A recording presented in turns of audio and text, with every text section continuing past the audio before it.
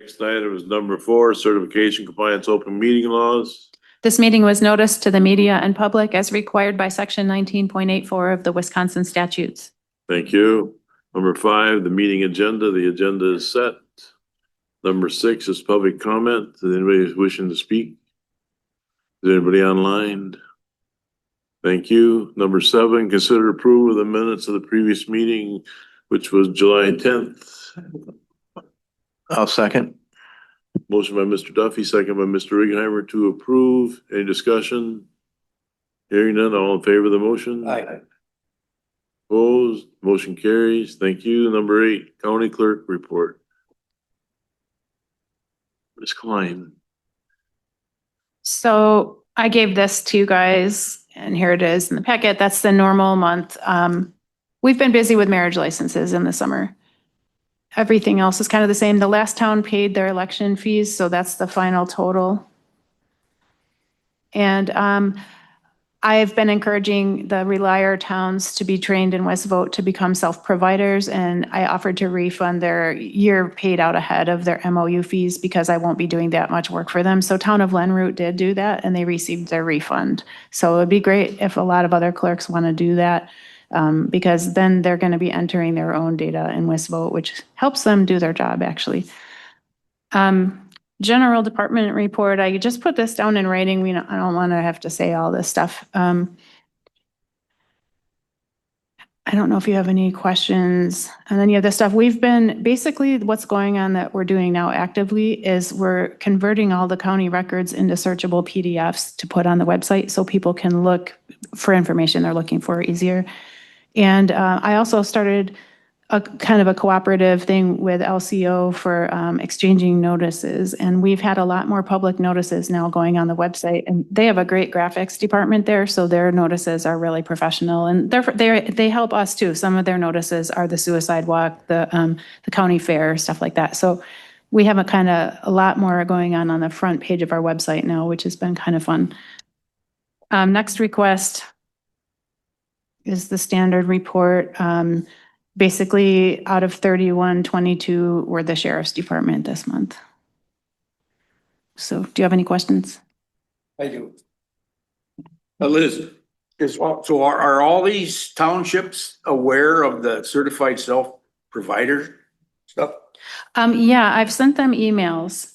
So out of 21 towns, right now I have 14 or 15 that are now depending on the county for services that their clerk should be doing, but they don't know how or didn't get trained. I'm trying to increase them being proficient. So your clerk does a hybrid MOU, which is great, and I would love to get to that point. She enters her own absentee requests and issues the ballots and everything in WestVote, and then I do all the other more complicated stuff. But that, if we could do that, so Ashland County Clerk has all of their clerks do that level.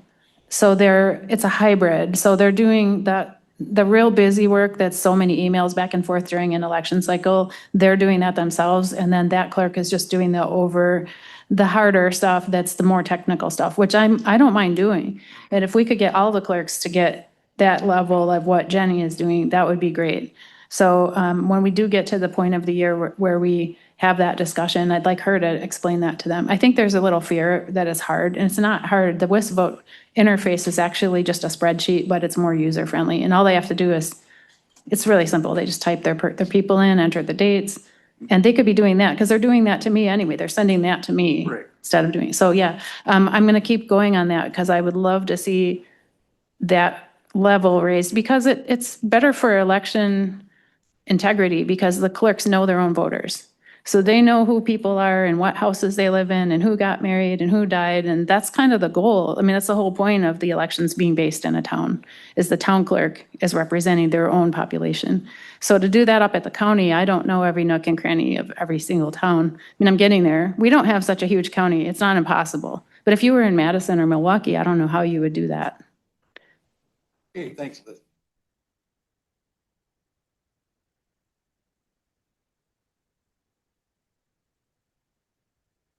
Preliminary budget. Ms. Markman.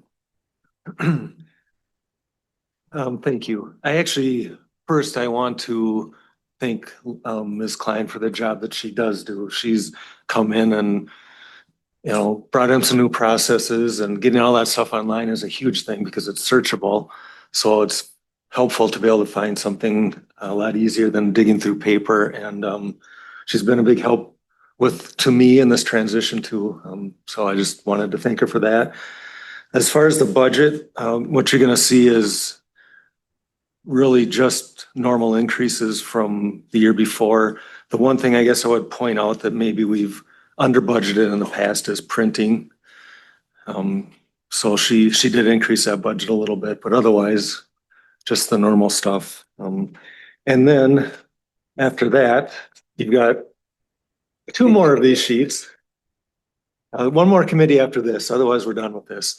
But again, in August, we're asking all the committee members to write down up to 3 areas of focus for each of their departments of jurisdiction. And that is to build a baseline for our strategic plan and get some unfiltered information from the people in the trenches out hearing from the community. So again, please turn those in by next Thursday.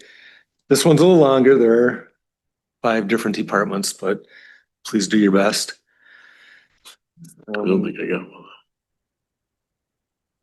You just have the front page. I just got finance. Thank you. This is all yours then. Thank you. All right, any questions on either of those? Strategic planning for the area, as you just covered. All right, number 9, Veteran Service Office Report. Welcome, Mr. Elliott. Hi, good morning. So for July, we had 419 phone calls, 596 letters, emails, and faxes, and 213 office visits. If you compare that to last year in 24, you can see the bottom was 466 calls, 732 letters, and 163 office visits. The claims for July, at the end of July, we had 97 disability claims to date, and with a retroactive payment of $256,348.16, and an initial payout for those claims. And then the comparison below again was 127 for last year with a lower basically initial payout of 230.9. So, you know, again, I mentioned this before, the number of claims does not necessarily correlate to the output as far as the initial payout. And it also varies on the timing, how fast the VA can process a claim. Sometimes it'll take them 2 years from that claim state, and they got to go back that far to catch the veteran up. Or if they go fast and 2 weeks later they spit out an answer and it's in favor of the veteran, then there's really not a lot of money back there. So, and the other thing that we started tracking, because it's kind of misleading, is how many disability claims. Well, when we send out a claim, the claim could have 100 items being claimed on that claim. So one claim could be 1 item, one claim could be 100 items in that claim. So that it's a little misleading. It just kind of, what I lose there in communication is there's, you know, when there's more than 1 item, every item's got to be looked at, researched, so you have the right answer going forward with the VA, and you can point them through the decision process of coming out in this, you know, for the success of the veteran. And sometimes that takes a lot of work, and that's where we get into law and medical. So I didn't think I'd ever know this much about medical in my life, but anyway. As far as the La Crosse Vet Center, we continue to host group and individual sessions for our veterans. We had 1 group session and 4 individual sessions last month. We've got a group session going on currently right now as I speak with La Crosse. And as far as our outreach, we continue to have coffee and conversation on the first Wednesday of every month. It seems to be good. We've got a certain amount of people that are, you know, basically consistently show up. They like it. I keep trying to pull others in. I know we've got veterans out there that, you know, are struggling. And I think it's beneficial to them as far as having a little therapy with others. if you will, and getting to know each other and hopefully making a wingman or a battle buddy if you're in the Army, somebody else to fall back on in between those first Wednesdays to talk to. I think that's important in our community. Social media recap, 199 followers, we went up 3, 85 visits, 35% increase from last month. Had 101 content interactions, it was 29%. And then 4,303 views, that went up 23% for last month. One thing I didn't put on here, I was hoping we would get this straightened out, but every year I provide an annual report for the last year. And I have to, basically what I'm waiting on is the state and the federal government to come back and say, to split out disbursements of how much, our success, basically our work. And the state has their stuff done or in for us. However, the federal government is not. Usually July, somewhere mid-July, that they come out with their report, and I can break it down right to our county on everything that we've done. So on these reports, you see initial stuff that on the month and initial payouts, but the grand scheme of how much money our office brings back in benefits or in finances is huge. And we usually average somewhere around 24 to 25, I'd say $25 million in benefits that come back to this county that we're not getting back in. So you're hopefully not duplicating costs and taxes to support these veterans. These are taxes that were paid out for these benefits to take care of these veterans. And the sooner that we can leverage our tax money back to them, the less we have to pay in local taxes for like health and human services or medical or what have you. So, which brings us to our operating budget. If you want, I didn't put that in here. So, excuse me. From last year, our operating budget or amended budget was $211,491. And our estimated amount right now, we're at $187,152 expended of that. We've consistently come under or been under our budget. We haven't broke it. Our office has never broken what we put in, and not that we over budget. I just don't want to come back to the administration committee and ask for money for something that maybe I didn't plan well enough out, or unforeseen costs happen, things happen, but for the most part we budget as close as we can and not to violate that. So 2026 right now, basically the only expense that we've had is stuff that our office doesn't necessarily control. And that's, the healthcare. I'll let Mr. Markman talk about that, but, the healthcare, basically, yeah. Operating, personnel costs, I guess is the best way to put it, personnel costs. Other than that, I've had a 0 increase since I've been doing this. So 0% increase. Yeah, 2 years ago, I want to say 2 years ago, I asked for an increase in, perpetual care grant. That's to take care of the graves of the veterans and their spouses, that were not contracted for care with the cemeteries. And again, like I said, I think last meeting is that's a clerk's, by the statute, the clerk does it, but Sawyer County has been doing it since I guess the beginning of time. I don't know when they haven't done it. And it's where we can validate that the veterans or their spouses are entitled to that perpetual care. Just to help things smooth things out. And, but we haven't busted that, and it doesn't look like we're going to bust that yet again. So, I guess that sooner or later, there's going to be enough where I'm going to have to ask for a little bit more to cover that perpetual care, but hopefully we keep our veterans a little longer. So that's a budget. There really isn't much to talk about on the budget unless you have direct questions on anything. And our training is up to date. We're still good to go on that. Any questions? Ms. Cecil. I just want to thank you for being attentive. You're one of the few CVSOs that I know that you and Nicole do a great job, so thank you. And that being said, there's been a lot of conversation on getting veterans more mental health and putting the county resources more into veterans care. Where does your resources come from financially, other than your budget for for what you're doing currently? But I just want to make sure if you could clarify briefly. I don't want to take up the whole meeting. I'm sure you could. Okay, the cost as far as what we contribute for the office directly, nothing comes to nothing. We get no money, but like, so our individual and our group counseling sessions, those are provided by federal employees, for the most part out of La Crosse. We support the federal VA when they're not able to, whatever, they've got a problem with their cameras, their whatever at the clinic, or the clinic is closed. The VA will reach out to us and we've supported them. I told them within reason, right? So we can't do one every hour out of the office and think that we're going to get our work done too.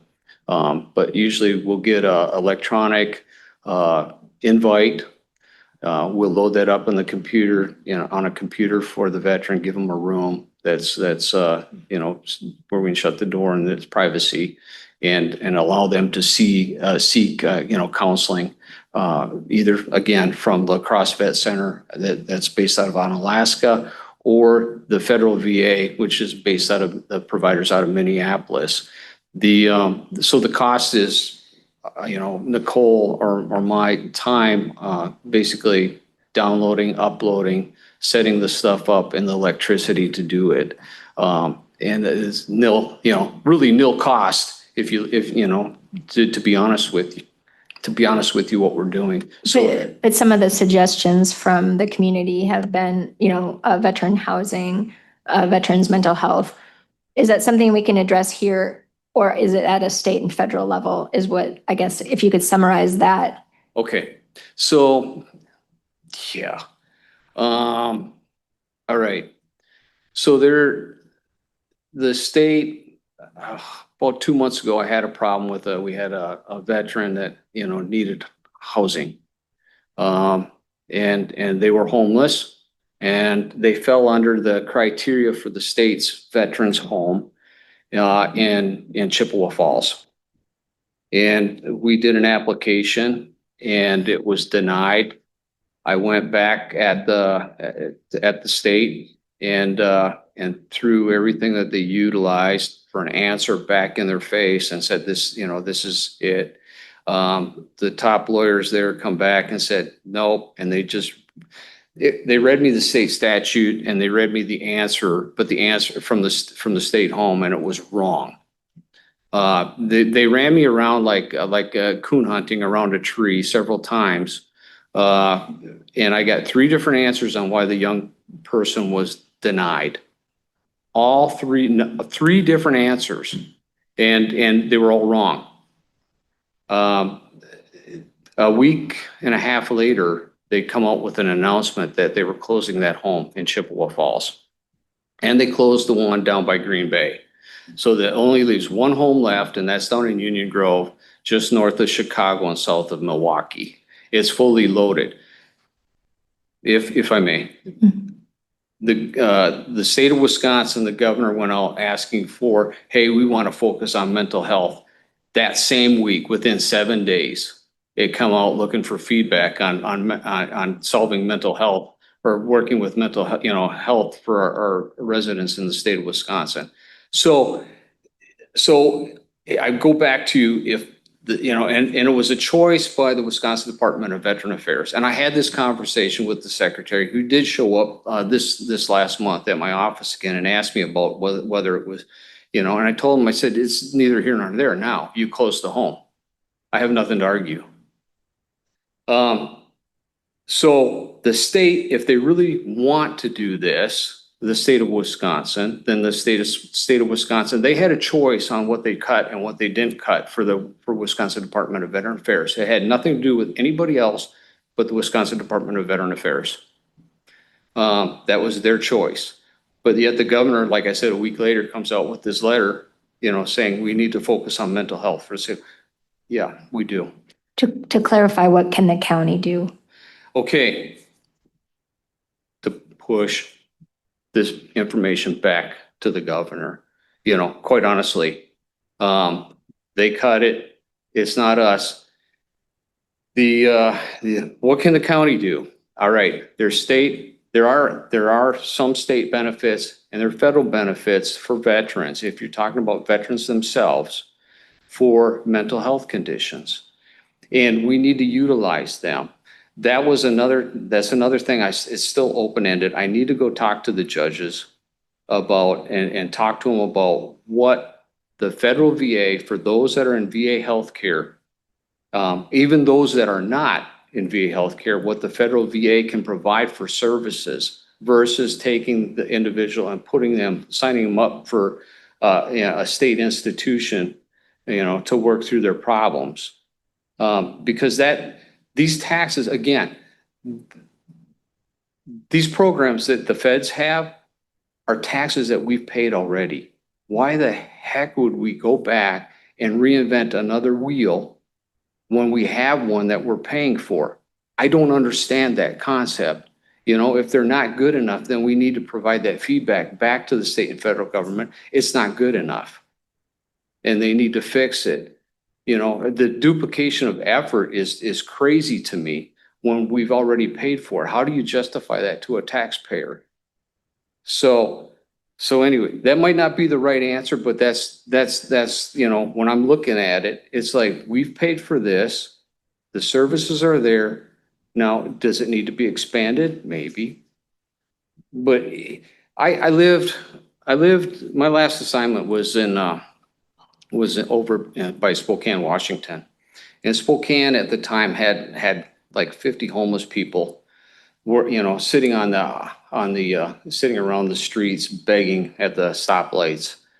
And the city of Spokane, they thought, well, we'll fix this. They have no place to go, especially in the wintertime. So they bought a hotel, an old hotel. It was like 75 rooms.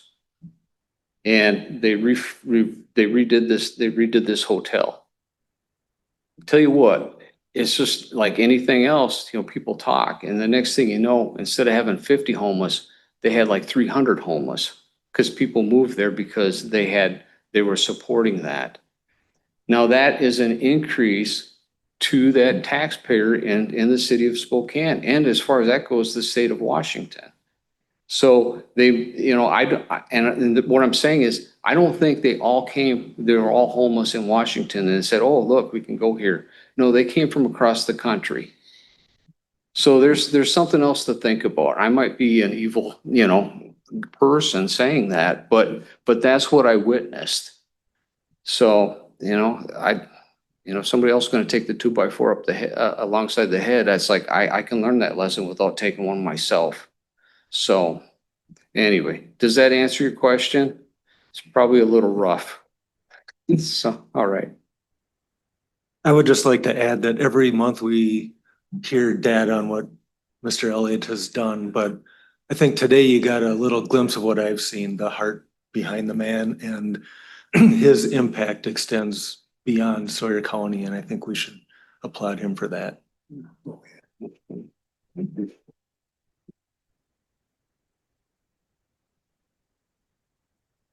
Thank you. Preliminary department budget requests. We have. He already talked about that. You have a handout here. It's a very minimal increase, just personnel increase costs, like you said.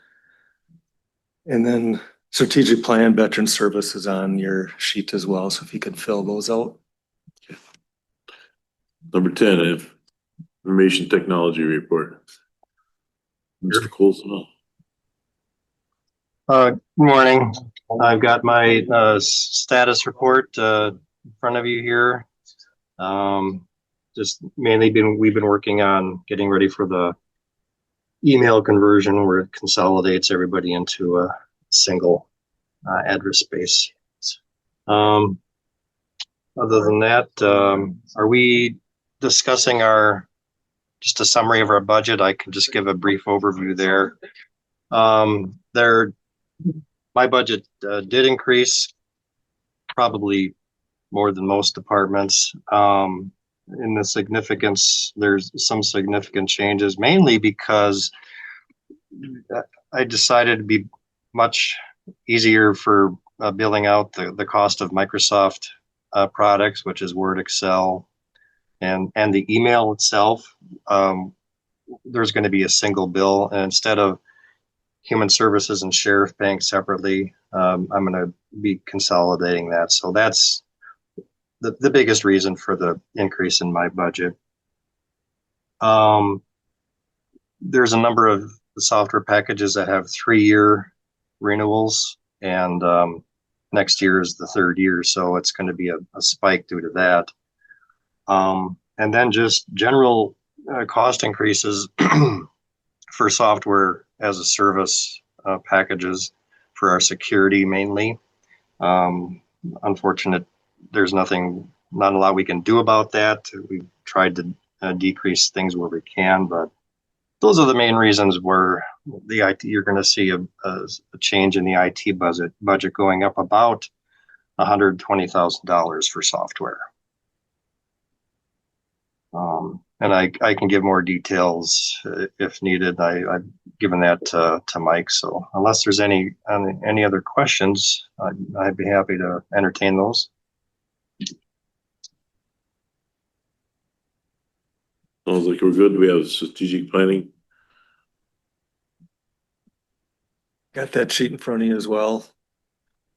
Thank you, Mr. Colson. Thanks, Mike. Thank you. Number 11, Human Resource Report.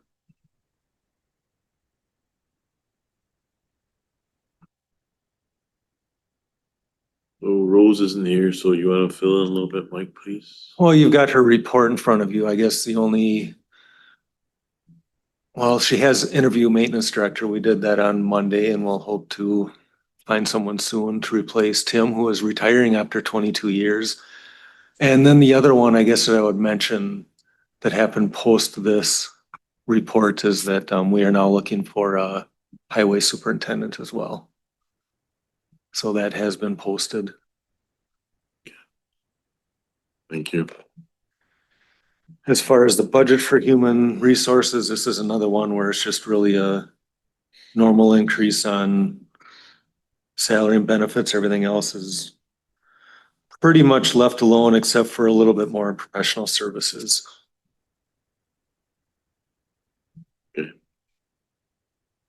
Moving to number 12, County Administrator Report, please. A couple of things I'd like to update the committee on are I did have my first department head meeting on July 22nd. It went well. Plan on having them monthly now. We weren't always real regular with those, but I think with the transition and just to get everybody working together as a team moving in the same direction, that's going to be a priority moving forward. I did attend the lumber exchange groundbreaking. That's going to be a very nice addition to Sawyer County. Great people. And that'll be about a year build out. If you've driven by there or walked by, they do have the footings in already. So they literally broke ground and hit the ground running the next day. I've mentioned some about budget at the finance committee meeting, but so far this is shaping up to be my most challenging budget to put together in the 4 years now that I've been here. And there are a few contributing factors to that. One big one is this is probably going to be the first year where we don't have an influx of new money. We had seen increased sales tax up through 22, 23, then it leveled out. Interest income was a big one for 23. We virtually had, very minimal interest earnings in 22. And then in 23, that took off where interest rates, not overnight, but very rapidly went from about 0.25% to over 5%. And we're still benefiting from that, but it's leveled off and even gone down, and it's not new money. And then timber sales have stayed strong. That's been good. last year we did receive a boost in shared revenue. Sawyer County and this whole area were very property rich, so we didn't get as much as other counties. We got a very high percentage increase in shared revenue, but a very low dollar amount increase. And again, once you get that once, then it's not no money anymore. It's into the budget. And so those are some of the things I'm working through. We've got some expenses we need to look at, and it's going to be a challenge. It'll be a lot of work this month, but we'll get there. We always do. Yes, Greg and I had a meeting with Anu probably 2-3 weeks ago, and it's moving forward. We potentially even could see a sale at the end of 25, more likely into 26.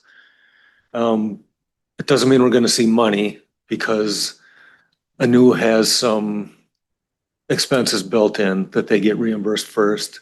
And then after those are covered, then we get to see some return on that. But I'm hopeful to see some money generated in 26 and then by 27 actually be part of the budget.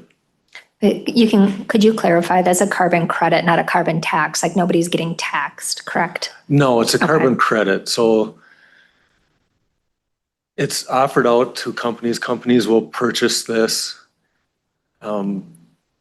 Goes in their portfolio as part of a green movement. And I know that Anu just did a big deal with Microsoft. I think it was a 40 million deal earlier this year. So, that's what we're talking about. But it is not a tax, no. It's a voluntary purchase of a credit.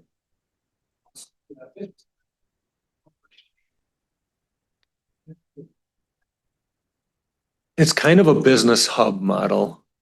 So people, like for instance, the Economic Development Corporation, Sawyer County LCO Economic Development, we will be renting a space there because we've never had a visible office before. So that's one thing that'll be there, and other companies will be able to do that as well. Yeah. And then the other one is just any person, you might be someone who works out of the Twin Cities, has a cabin here. You'll be able to go in there and work, and it gives a workspace, a reliable internet. But I think one of the neat things that I would anticipate happening is there'll be a little synergy where you get professionals in the same building and throwing ideas out at each other. And I'm really interested to see what it turns into. It's going to be a beautiful building. They will have a coffee shop, yep. I think just as a county, I would say that we applaud anybody that improves our county. So that's pretty amazing that when people come here and invest in our county, whether it be in Winter or in Hayward or the surrounding areas, it's pretty amazing that they're taking their hard-earned money and bringing it to Sawyer County, and especially having a permanent building like that. It's pretty exciting. And one of the neat things they're doing is they're paying homage to the past. They're using, they tore up 2 different foundations, maybe 3 even. And one of them was rock. They dug the rocks out, put them out at the groundbreaking for people to take kind of as a memory of the past. And they are recycling all the material, not all, like 90% of the materials they tore down, from the building that was there. Some of them will go back in there, some will be used other places, but it's going to be a building where you walk in and it's going to look like it was here 100 years ago. It used to be a hotel. Yes, it was 2 different Right there. hotels. Yep. It'll be interesting to see how they handle the park. Yeah, there won't be much there. It'll be city parking. Yeah.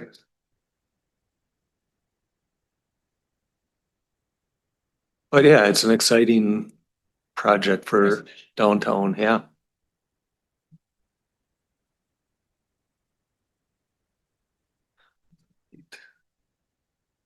Any other questions there? I'm still working on mine. Never mind. I got sidetracked. Strategic planning, obviously through August, we're doing all these requests of information from committee members on each of their committees and over their departments of jurisdiction. That will lay the groundwork. We'll compile this. Board will see it again and we'll keep going from there. Ariga could not be here for August meetings. This will be an extension project. So I'm kind of helping with the groundwork. They will be mostly taking over at this point now. The airport project is complete. It went very smoothly, very quickly. The weather held off. Especially the tearing up of the old pavement went really fast. In fact, so fast, there was a delay because the plant that makes the asphalt was working on another job and couldn't get ours rolling right away, but very, very smooth project. And the airport's been quite busy. And at last night's meeting, Mr. Leslie mentioned that he thinks by the end of the year, we'll actually make up the lost revenue from the 35 days of having it shut down. So that's all really good news. I did get a tour of North Lakes Community Clinic last month, and I had no idea it was that big and all the services they provided. So that was another kind of eye opener for me of really neat things that we have. No, it's over by Behind Snap. behind, yep, Oh. the go-kart track, that area over there. Can't think of what it used to be. It was a River's Edge professional building. Mm-hmm. I would get lost in there in an instant. It's a big building that they've divided up with several offices, and if I didn't have a guide, I would have not known where I was. But they have a lot going on there, and be interesting to see if we can partner with some things in the future and help each other out. And the radio tower, we're still working on that. We are working on getting that site approved in Draper. It's county forest land. We need to pull it out. And that is a state process. And then also on Tuesday, I'm going with a group from the sheriff's department out to LCO to meet with the group there regarding the WOJB tower. So hopefully that will be wrapping up the back part of that process, and we'll. The easiest on the result. That's what well, it's not really an easement, it'd be a use of their tower is what we're looking at. I'm not talking about the snowmobile side by side. Some of the trails out. That's something we'll be working on, yep. That has not been resolved at this point. What's that? Ongoing, yeah, we'll get there. So Mike, when you're going out to meet with these people out at the tribe, you're gonna go out and meet with the tribal governing board, I'm sure, right? Meeting with the Attorney General and a couple of staff members, yep. Who's going with you, the sheriff, The sheriff, chief deputy? chief deputy, lieutenant, I think, and EMS director. Okay, all right. I just wanted to know. Thank you. Yeah, I think there's 5 of us going. And then department request for administration, looking at an increase of about $1,000 over 2025, so very minimal. Switched a few things around, but tried to keep the budget very similar to 2025. And then again, strategic plan area focus are before you there. Okay, I think the budget is strategic planning. Yeah, it's that time of year. Nothing like doing it all at once. Yeah. number 13, Veterans Tribute Update. So SEH has been on site and did their visual and some testing. They're doing a historical study right now is what they're working on. And then beyond that, one thing I want to mention that's been kind of bugging me a little bit. I didn't know how to say it. I'm learning my role as county administrator, when to speak up, when to lay back and not say anything. And I've been through a lot of construction projects in my public life, 7 of them, 7 major projects. And I just feel like there's a couple of steps we missed with this one. So this is one where I'm speaking up. trying to lead a little bit here to try to avoid some pitfalls. I think a few things that we need to look at as the admin committee, do a little research on what other towns have done, other cities, other counties, and then get some design plans that we're looking at that we can come to a conclusion on, and even down to what materials will be used in construction. And then from there, something I'd want to throw out to take a look at is I've worked on 2 athletic complexes, and in both of those, we offered out bricks and tiles for people to do something in memory or honor of. And I think that would, if you're amicable to it, that would be something we could look at for veterans. People could honor veterans or in memory of veterans who are no longer with us from Sawyer County. And then take a look at other grant opportunities or donations that we possibly could find. And then beyond that, I think we really need to see a solid estimate on the cost, kind of, I always say, begin with the end in mind. And that's part of it, is knowing what we're getting into. And then when we get to that point, we'll have to bid out the project according to our board policy. So I just want to make sure that we're all on the same page there. And I do want to say that I love this project. I know we've taken some flack for, well, you could do more to help veterans. This isn't going to help them. But I have a hope out of this, and it's a 2-part hope. I hope that it's a reminder, number one, for our Sawyer County veterans, when they see this, that yes, we are welcome and appreciated in Sawyer County, and even that they know there's help for them. And number 2, for community members who are not veterans, that they see this and say, boy, I haven't checked in on so-and-so for a while. I need to do that. So just those 2 reminders. And I think we'll get multiple payback of the investment in that if we can help some people. So that's just my 2 cents. I don't know if I'm supposed to say things or not, but So are we the owner of that property then yet? no, not yet. We're waiting on the environmental study still, okay? Mhm. So do you have a structured timeline that you could lay out for our administrative committee so that we know that we're meeting deadlines or expectations? I can work on that. That'd be great. I know that you're working on the budget right now, so I don't, but that could be maybe part of the strategic plan for, You bet. thank you so much. Okay. 14, board appointments and updates to the committee. Yeah,